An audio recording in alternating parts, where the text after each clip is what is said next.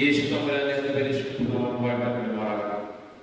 ഇന്നത്തെ ചിന്തയ്ക്കായി അപ്പോസ്തലനായ പൗലോസ് കൊരിന്ത്യ സഭയ്ക്ക് എഴുതിയ ലേഖനം 1 കൊരിന്ത്യൻസ് 2-ാം അധ്യായം 4-5 വാക്യങ്ങൾ നമുക്ക് പ്രാരംഭമായി വായിക്കാം. 1 കൊരിന്ത്യൻസ് 2-ാം അധ്യായം 4-5 വാക്യങ്ങൾ വായിച്ചാൽ നിങ്ങളുടെ വിശ്വാസത്തിന് മനുഷ്യരുടെ ജ്ഞാനമല്ല, ദൈവത്തിന്റെ ശക്തി തന്നെ ആധാരമായിരിക്കേണ്ടതിന് എന്റെ വചനവും എന്റെ പ്രസംഗവും ജ്ഞാനത്തിന്റെ വശീകരണ വാക്കുകളല്ല, ആത്മാവിന്റെയും ശക്തിയുടെയും പ്രദർശനത്താൽ അത്രയേ ആയിരുന്നു.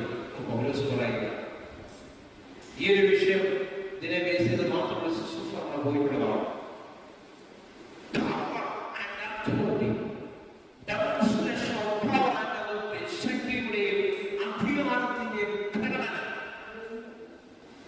ഇതായിരുന്നു എന്റെ ശുശ്രൂഷകൾ വെളിപ്പെട്ടത്. ജ്ഞാനത്തിന്റെ വശീകരണ വാക്കുകളല്ല, വാക്കുകളുടെ ചെറുപ്പല്ല, പുതിയ ഒരു തിയറി എഴുതിയെടുക്കുവാൻ പറ്റിയ തലമായിരുന്നില്ല പലപ്പോഴും എന്റെ പ്രസംഗം. പക്ഷേ എന്റെ പ്രസംഗത്തിൽ പരിശുദ്ധാത്മാവ് വ്യാപരിക്കപ്പെട്ടിട്ടുണ്ടെങ്കിൽ അനുപറയുക, പഴയ നിയമത്തെ നല്ല രീതിയിൽ പഠിച്ച് മനസ്സിലാക്കിയ ഒരു വ്യക്തി, സ്വർഗീയ കർമ്മങ്ങളെ പറ്റി പരിശുദ്ധാത്മാവുടെ ബോധ്യം ലഭിച്ച ഒരു വ്യക്തി, ക്രിസ്തുവിലായിരിക്കുന്നവൻ പാലിക്കേണ്ട ജീവിതചര്യകളെ പറ്റി കൃത്യമായ ബോധ്യമുള്ള ഒരു വ്യക്തി. എന്നാൽ ആ വ്യക്തി, ആ അപ്പോസ്തലൻ പറയുക, ഈ ജ്ഞാനത്തിന്റെ വശീകരണ വാക്കുകൾ നിങ്ങളോട് പങ്കുവയ്ക്കുവാനല്ല ഞാൻ ആഗ്രഹിച്ചത്. ശക്തിയുടെയും അധികാരത്തിന്റെയും പ്രകടനമായി നിങ്ങളെ മുമ്പിൽ നിൽക്കുവാൻ ഞാൻ ആഗ്രഹിച്ചു. പിടികിട്ടുന്നുണ്ടോ? ഈ ശക്തിയും അധികാരത്തിന്റെയും പിന്നിൽ പ്രവർത്തിച്ചതാണ് പരിശുദ്ധ. നൽകിക്കൊടുത്ത വചനത്തെ വ്യക്തികളുടെ ഹൃദയങ്ങളിലേക്ക് പതിയുവാനും വ്യക്തിപരമായ രൂപാന്തരം ഉണ്ടാകുവാനും ഭയന്നിരുന്ന സമൂഹത്തെ ബലപ്പെടുത്തുവാനുമൊക്കെ പൗലോസിന്റെ വാക്കുകളുടെ കൂടെ അല്ലെങ്കിൽ പൗലോസ് പ്രസംഗിച്ച പ്രസംഗത്തെ ഉറപ്പിച്ചു പോകുന്ന പരിശുദ്ധാത്മാവിനെ പറ്റി അത്ര ഞാൻ നിങ്ങളോട് പങ്കുവയ്ക്കാൻ ആഗ്രഹിക്കുന്നത്. അപ്പൊ പരിശുദ്ധാത്മാവുണ്ടെങ്കിൽ അവിടെ പവറായിട്ട് അതോറിറ്റി വെളിപ്പെടും, ശക്തിയും അധികാരവും വെളിപ്പെടുക തന്നെ ചെയ്യും. ഹല്ലേലൂയ. 2 വാക്യങ്ങളൊക്കെ വായിക്കും. 1 തെസ്സലോനിയൻസ് 1-ാം അധ്യായം അതിന്റെ 4-5 വാക്യങ്ങൾ വായിക്കാം. ഞങ്ങൾ നിങ്ങൾക്ക് എല്ലാവർക്കും വേണ്ടി എപ്പോഴും ദൈവത്തിന് സ്തോത്രം ചെയ്യും. നിങ്ങളെ വിളിച്ചതാണ് ദൈവത്താൽ വിളിക്കപ്പെട്ട സഹോദരന്മാരെ. വാക്കുകളുടെ അകത്തെ ഒരു വലിയൊരു ഇന്റിമസി കണ്ടോ? ദൈവത്താൽ വിളിക്കപ്പെട്ട എന്റെ സഹോദരന്മാരെ, നിങ്ങളുടെ തെരഞ്ഞെടുപ്പിനെ അത് വലിയൊരു ഘടകമാണ്. എന്തിനാ ഒരു സഭയിൽ വന്നിരിക്കുന്നത്? അത് പല അസുഖങ്ങളും പല പ്രശ്നങ്ങളുണ്ടായി. ലാസ്റ്റ് ടൈം കൂടെ പ്രാർത്ഥിച്ചപ്പോൾ വിടുതലുണ്ടായി. അങ്ങനെ ഇതിനകത്ത് വന്നിരിക്കുക. തെറ്റിപ്പോയി കേട്ടോ, അങ്ങനെ വന്നതല്ല. അതൊരു മുഖാന്തരമെന്നുള്ളതേ ഉള്ളൂ. എന്റെ ദൈവം നിന്നെ വിളിച്ച് വേർതിരിച്ച് ഒരു പദ്ധതിക്ക് വേണ്ടി ഉറപ്പിക്കുക. തമ്പുരാൻ നിന്നെ വിളിച്ചിരിക്കുന്ന വിളി എന്താണെന്ന് ആദ്യം നീ അറിയുക. നിന്റെ മേലുള്ള പദ്ധതികൾ എന്താ നീ തിരിച്ചറിയുക. വായിച്ചോട്ടെ. ഞങ്ങളുടെ സുവിശേഷം ഞങ്ങളുടെ സുവിശേഷം എന്താ മാത്രമല്ല പിന്നെ ശക്തിയോടും പരിശുദ്ധാത്മാവോടും എന്താ പിടികിട്ടുന്നുണ്ടോ? ഞങ്ങളുടെ സുവിശേഷം കൽപ്പിച്ചത് എഴുതപ്പെട്ട ഒരു സ്ക്രിപ്ചറിനെ അടിസ്ഥാനമാക്കിയല്ല, ശക്തിയോടെ പരിശുദ്ധാത്മാവിന്റെ പ്രസൻസോടുകൂടെ ഞങ്ങൾ ഈ സദ്വർത്തമാനം അറിയിച്ചുകൊണ്ടിരുന്നു. ആ വാക്യം പോവുകയാണ്.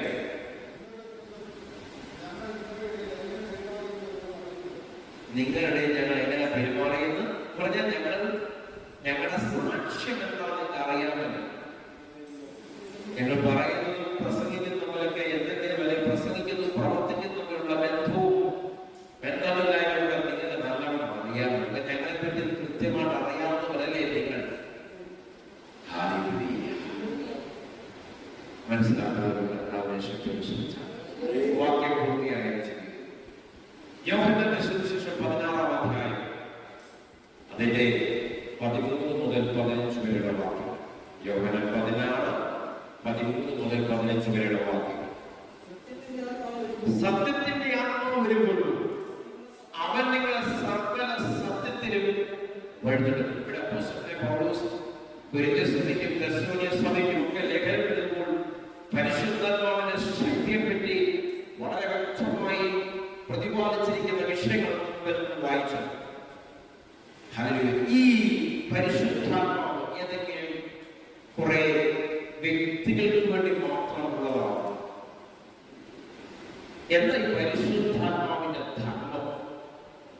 എന്താ അതിന്റെ ലക്ഷ്യം? ഇതിനൊന്ന് ജനങ്ങളുടെ ഇടയിൽ പ്രവർത്തിക്കുന്നതിന്റെ പിന്നിലെ ലക്ഷ്യമാണ്. അല്ലെ അപ്പോസ്തലന്മാരുടെ ചില വസ്തുതകളെ പറയുവാൻ തക്കണം പ്രാപ്തമാക്കുന്നതിന് വേണ്ടി ലക്ഷ്യമല്ല. അതാണ് യേശു കർത്താവിന്റെ ശുശ്രൂഷയിൽ കർത്താവിന്റെ തിരുവായ്മൊഴിയിൽ നിന്നും വന്നിട്ടുള്ള ചില വാക്കുകൾ നമുക്ക് ഇപ്പോൾ കേൾക്കാനുണ്ട്. പരിശുദ്ധാത്മാവ് സത്യത്തിന്റെ ആത്മാവ് വരുമ്പോഴും അവൻ നിങ്ങൾ സകല സത്യത്തിലും വഴി നടത്തും. കേട്ടോ, പിന്നെ നിന്നെ പറ്റിക്കാനാണ് കഴിഞ്ഞ പരിശുദ്ധാത്മാവാണല്ലോ ഏറ്റവും വലിയ ഗുണമാണ്. വല്ല വഴിയും അതിലേതിലുമൊക്കെ നിന്നെ കറങ്ങിക്കൊണ്ടിരുന്ന പല സാധനത്തിനകത്ത് സ്വതന്ത്രമായത് നിന്നെ വിടുകൊണ്ടല്ല കേട്ടോ, പരിശുദ്ധാത്മാവിന്റെ കൂടെ ഉള്ളതുകൊണ്ടാണ്. പല തന്ത്രങ്ങളിലും ഉപായങ്ങളിലും നീ കുടുങ്ങി പോകാതിരിക്കുന്നത് നിന്റെ കൂടെ പരിശുദ്ധാത്മാവുള്ളതുകൊണ്ടാണ്. മനസ്സിലാക്കുവാൻ ശക്തികളുടെ ശ്രദ്ധിച്ചാണ് അവൻ നിങ്ങളെ സത്യത്തിൽ വഴി നടത്തും. അവൻ സ്വയമായി സംസാരിക്കാതെ കേൾക്കുന്നത് സംസാരിക്കുകയും വരുമാനമുള്ളത് നിങ്ങളെ അറിയിച്ചു തരികയും ചെയ്യും.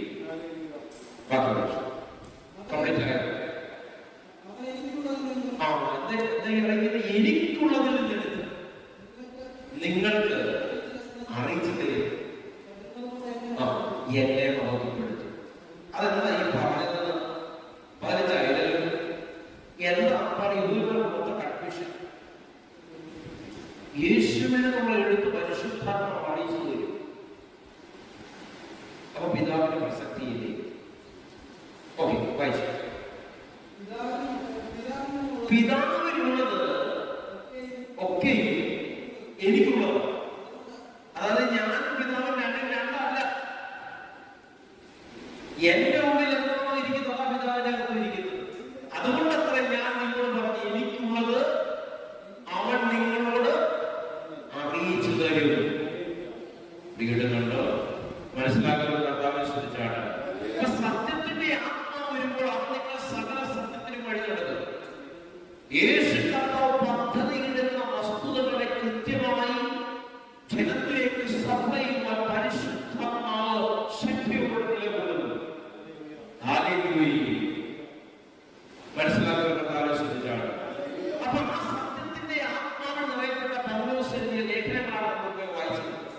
ഒന്നുപോലെ 2-ാം അധ്യായവും 1 തെസ്സലോനിക്കർ 1-ാം അധ്യായവും വായിച്ചു.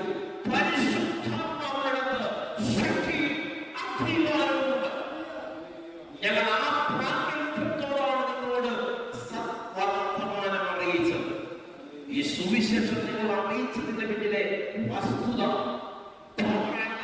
അതിന്റെ പിന്നിൽ വ്യാപരിച്ച പരിശുദ്ധാത്മാവിന്റെ ശക്തിയുടെ അധികാരത്തിന്റെയും പ്രകടനം. അതാണ് എന്റെ ശുശ്രൂഷ വെളിപ്പെട്ടതെന്ന് പൗലോസ് പറയുക.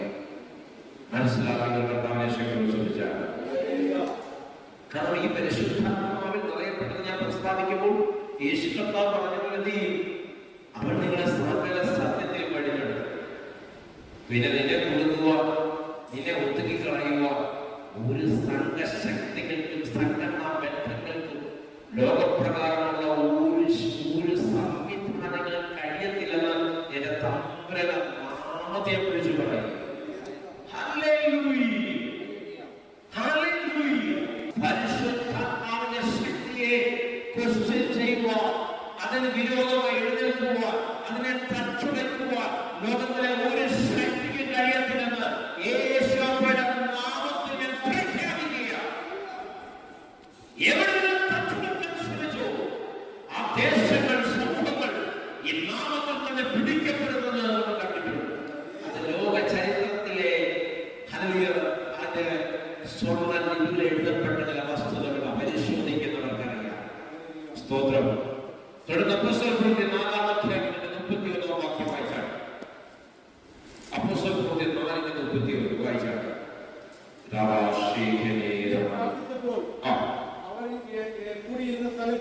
അവർ പ്രാർത്ഥിച്ചുകൊണ്ടിരുന്നപ്പോൾ കൂടിയിരുന്ന സ്ഥലം കുലുങ്ങി. എല്ലാവരും പരിശുദ്ധാത്മാവ് നിറഞ്ഞവരായി ദൈവവചനം ധൈര്യത്തോടെ പ്രസ്താവിച്ചു. ക്രൈസ്തവ സമൂഹത്തെ തച്ചുടയ്ക്കാൻ പദ്ധതിയിട്ട് അതിശക്തമായ രീതിയിൽ ഒരു സംവിധാനം പുറത്തു നിൽക്കുന്നു. തങ്ങൾ ചെയ്ത ശുശ്രൂഷയിൽ തങ്ങൾക്കെതിരായുണ്ടായ ചില വസ്തുതകളുടെ അടിസ്ഥാനത്തിൽ അവർ തമ്പുരാനോട് സംസാരിക്കുകയാണ്, തമ്പുരാനോട് വിഷയത്തെ അറിയുകയാണ്.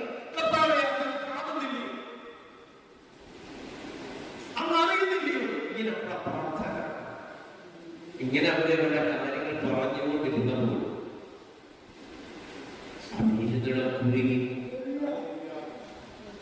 അവരിരുന്നിടം കുലുങ്ങി. പരിശുദ്ധാത്മാവ് ഓരോരുത്തരുടെ പറയുന്നത് ധൈര്യത്തോടെ ഒരു ശക്തിക്കും എന്നെ തകർക്കാൻ കഴിയത്തില്ല. ഞാൻ ഓൾറെഡി ക്രിസ്തുവിനോട് ഭരിക്കപ്പെട്ടാൽ ഇനി എന്നെ കൊല്ലാൻ പറ്റുന്നേ. ചത്തവനെ കൊല്ലാൻ പറ്റൂ, ചത്തവനെ പിന്നെ കൊല്ലാൻ പറ്റൂ. ഞാൻ ഓൾറെഡി കർത്താവിനോട് മരിച്ചതാ.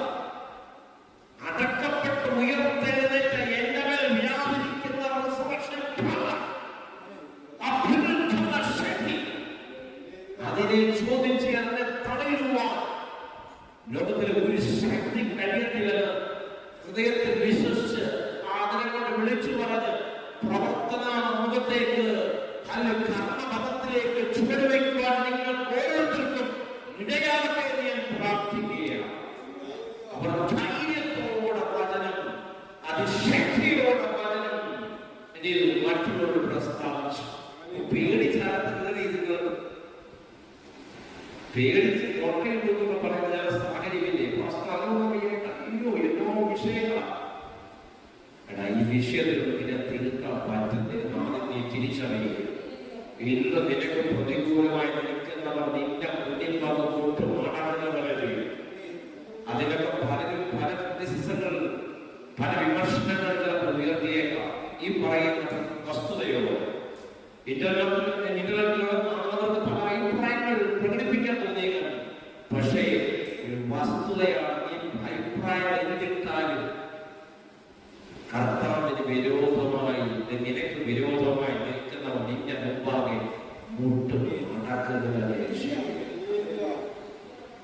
ശത്രുവിന്റെ ബലത്തെക്കാണ് നീ പേടിക്കേണ്ട കാര്യം.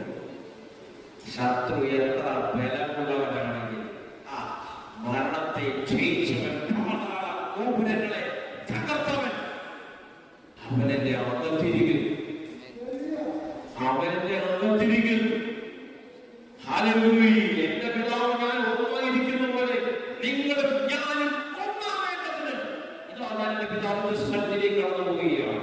നിങ്ങളെല്ലാം ഒന്നാക്കുന്നവനെ വേറെത്രേ പരിശുദ്ധാത്മാവ് മനസ്സിലാക്കാൻ കർത്താവിന്റെ ശക്തിയോട് ശ്രമിച്ചാൽ. ഓക്കെ, അതിന്റെ 15-ാം അധ്യായം അപ്പോസ്തലപ്രവൃത്തികൾ 15:7 മുതൽ 9 വരെ ഒന്ന് വായിക്കാം. അപ്പോസ്തലപ്രവൃത്തികൾ 15:7 മുതൽ 9 വരെ. സഹോദരന്മാരെ, സഹോദരന്മാരെ, കുറെ നാൾ മുമ്പേ ദൈവം നിങ്ങളെ വെച്ച് ഞാൻ മുഖാന്തരം ജാതികൾ സുവിശേഷ വചനം കേട്ടിട്ട് വിശ്വസിക്കണമെന്ന് നിങ്ങൾ അറിയുന്നില്ലയോ? ഹൃദയങ്ങളെ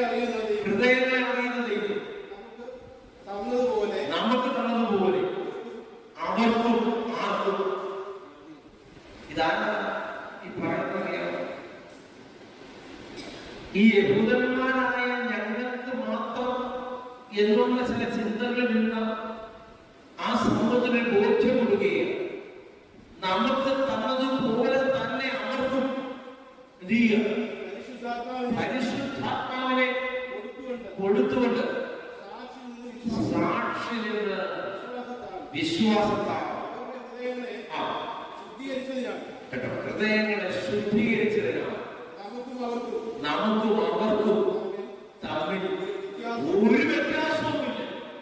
കേട്ടോ, അതാണ് ദൈവത്തിൽ പറയുന്നത്, ഈ ക്രിസ്തുവിനാവൻ യഹൂദനെന്നില്ല, യവനെന്നില്ല, ശകനെന്നില്ല, ദാസനെന്നില്ല, ആണെന്നില്ല, പെണ്ണെന്നില്ല, വർഗമില്ല, ഗോത്രമില്ല, ലിംഗ വ്യത്യാസമില്ല. ക്രിസ്തുവിലാവല്ല, ക്രിസ്തുവിൽ ഒന്നത്രയും. ഒന്നല്ലാത്തത് ക്രൈസ്തവ കൂട്ടങ്ങളിൽ ഏതെങ്കിലും സംഘടനകളോ സംവിധാനങ്ങളോ കാണുന്നുണ്ടെങ്കിൽ അത് ക്രിസ്തു സഭയല്ല. കർത്താവിന്റെ സഭയാണെങ്കിൽ അവിടെ വേർതിരിവുകൾ ഉണ്ടാകില്ല. കർത്താവിന്റെ തിരുശരീരവും തിരുരക്തത്തെയും യഥാർത്ഥത്തിൽ പാനം ചെയ്യുന്നൊരു കൂട്ടമാണെങ്കിൽ, അതിന്റെ ശക്തി തിരിച്ചറിഞ്ഞൊരു സമൂഹമാണെങ്കിൽ, പരിശുദ്ധാത്മാവിനെ ചലിക്കുന്ന ഒരു കൂട്ടമാണെങ്കിൽ യാതൊരു വേർതിരിവിടെ കാണുന്നില്ല. വേർതിരിവിന്റെ ശക്തികളിൽ വീട്ടുമാവും പരിശുദ്ധാത്മാവിനും. കാരണം വചനം പറയുന്നത് ക്രിസ്തുവിൽ എല്ലാവരും പോകുന്നത് മനസ്സിലാക്കിയ കർത്താവിന്റെ ശക്തികൾ ശ്രമിച്ചാൽ ഓക്കെ. റോമൻസ് 8-ാം അധ്യായം അതിന്റെ 26 മുതൽ 28 വരെയുള്ള വാക്കുകൾ വേഗം വായിച്ചാൽ. റോമൻസ് 8-ന്റെ 26 മുതൽ 28 വരെ. മറ്റൊരു വാക്കുകൾ ബാക്കിയുണ്ട്, നമുക്ക് സമയമില്ലാത്തതിനാൽ മറ്റൊരു അധ്യായം എടുക്കേണ്ടതുണ്ട്. റോമൻസ് 8-ന്റെ 26 മുതൽ 28 വരെ. അവിടെ തന്നെ നമ്മുടെ ബലഹീനതകൾക്ക് തുണ നിൽക്കുന്നു.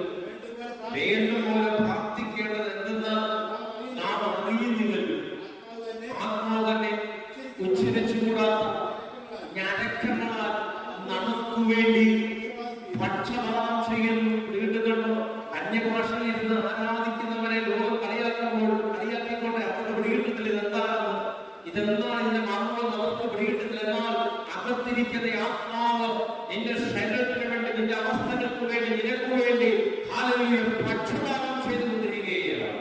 നിന്റെ ആവശ്യങ്ങളെ നിറവേറ്റാനുള്ള, നിന്റെ ആഗ്രഹങ്ങളുടെ നിവർത്തികളും ശരിയാണെന്ന് നടത്താനുള്ള ഒരു ചാലക ശക്തിയായി പരിശുദ്ധാത്മാവ് മാറ്റപ്പെടുകയാണ്. സ്തോത്രം. എന്നാൽ ആത്മാവ് ദൈവഹിതപ്രകാരം പക്ഷപാതം ചെയ്യുന്നത് കൊണ്ട് ആത്മാവിന്റെ ചിന്ത ഇന്നതെന്ന് ഹൃദയങ്ങളെ പരിശോധിക്കുന്നവൻ അറിയുന്നു. കേട്ടോ, ഇതറിയുന്നവരേ ഉള്ളൂ യേശുതമ്പുരാൻ. വാക്യം പൂർത്തിയായ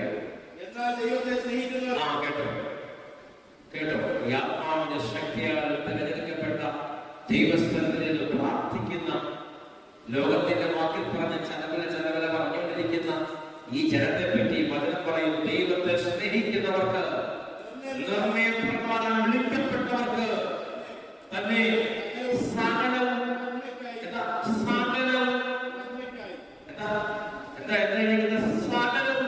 നിന്റെ ജീവനും ഭക്തിക്കും വേണ്ടി എല്ലാ മണ്ഡലങ്ങളിൽ സകലമല്ല സകലവും, കേട്ടോ, സകലവും നന്മയ്ക്കായി കൂടി വ്യാപരിക്കും. പിടികിട്ടുന്നുണ്ടോ?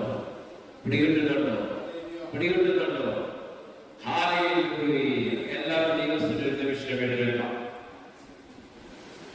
ഇന്നുവരെ കണ്ടുകൊണ്ടിരിക്കുന്നവരെ നിങ്ങളുടെ ദൈവത്തിന്റെ അത്യന്ത ശക്തിയുടെ വ്യാപാരം വിളിക്കും. തുടർന്ന് സഭ ആരാധനയുടെ തലത്തിലേക്ക്, വ്യക്തിപരമായ ഓരോ വ്യക്തികളിലേക്ക്, ഓരോരുത്തരുടെ വിഷയങ്ങളിലേക്ക് പ്രാർത്ഥിക്കുവാൻ ഞാൻ ആഗ്രഹിക്കുന്നതുകൊണ്ട് തന്നെ ഞാൻ എവിടെ കൊണ്ടതിനെ നെറ്റിൽ കട്ട് ചെയ്യുക.